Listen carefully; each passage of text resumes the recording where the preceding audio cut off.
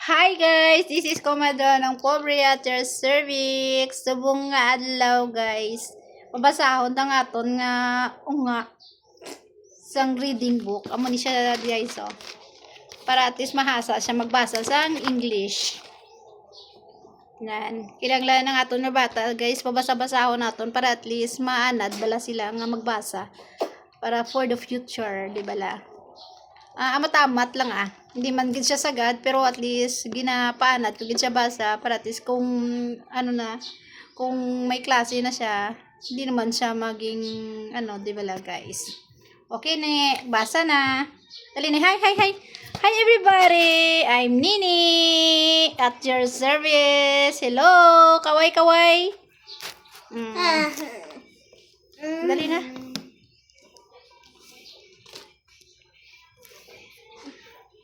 Jack had a cow that he wanted to sell. He wanted to give her mother a little bit money to start a small business. Jack was... Ako makapot. Oh, sige na. Heading to the market to sell his cow. Then he met a young girl. Tuduha? The little girl Sobrahan maktubo ba? to Jack, please give me your cow. And I am so tired, and I still have a long way to go.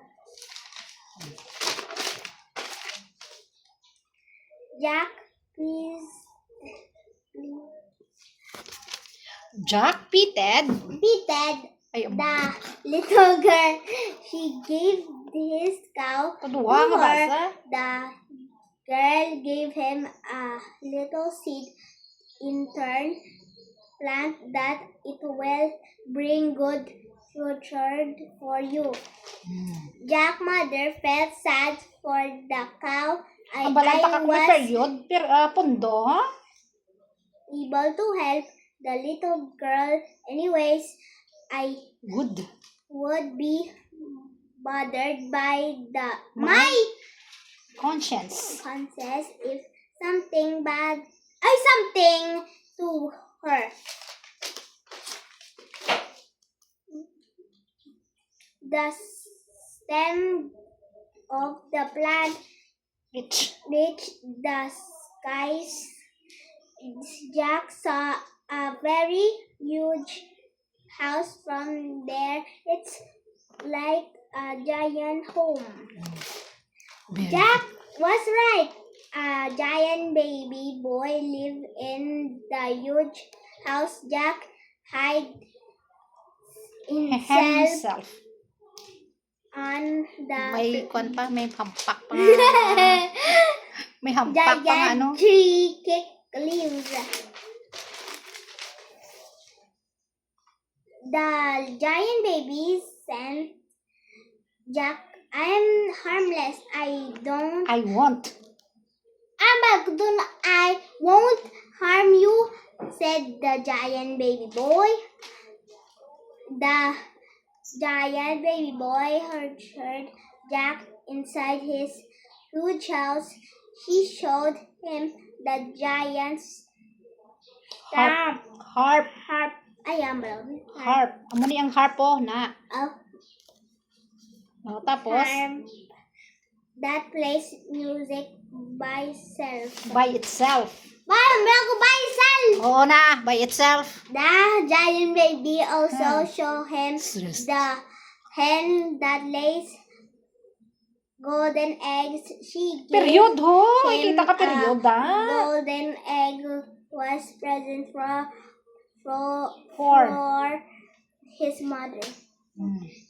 The giant baby boy felt so happy. It was only then that they found a playmate.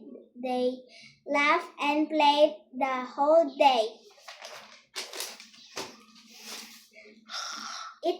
was time for Jack to go home. My mother is sorely worried now. She said, He said. she said, Yung she balang sisil. bade Bade. goodbye to his new friend. Be come back soon, okay? The giant baby boy said, of course, that's a promise, said Jack. She crawled down from the giant tree. Jack saw the golden egg that was given by the giant baby boy. He used it to start a business to become a rich man. Ano masambal mo ka sigawod ka na magbasa English lang. Yang Tagalog kabalo ka man. And then, Tapos kita ka dyan. Gamay pa nga practice gayas mayad marak manad sa di bala guys. Bye-bye. It's the end of our video. Thank you all.